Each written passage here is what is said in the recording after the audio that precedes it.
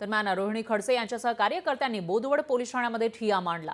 रात्री 2 वाजेपर्यंत बोदवड पोलीस ठाण्यामध्ये ठिय्या मांडण्यात आला आहे। रोहिणी खडसे यांनी पोलीस ठाण्यातच पंगत मांडल्याचं दिसून आलं, तर प्रचार रॅलीमध्ये गोंधळ होऊन कार्यकर्त्यांना मारहाण झाल्याचा आरोप आहे आणि त्यामुळे रोहिणी खडसे यांनी हा आरोप करत पोलीस ठाण्यामध्ये ठिय्या मांडला। त्याचबरोबर तिथं पंगत लावल्याचं दिसून आलंय। त्यांचे कार्यकर्ते इथंच जेवताना दिसलेले आहेत। जळगावच्या या बोदवड पोलीस स्टेशन बाहेरची दृश्य आपण बघू शकता।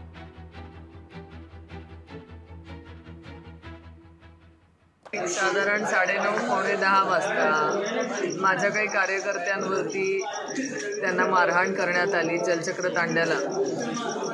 मी माझ्या पदाधिकाऱ्यांच्या पाठीशी खंबीरपणे उभं राहण्याचं काम करते।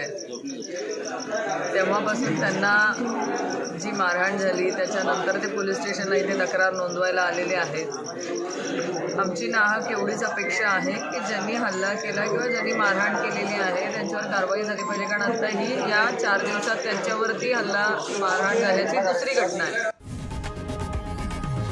लोकशाही मराठी ऐका, पहा, जागरूक रहा।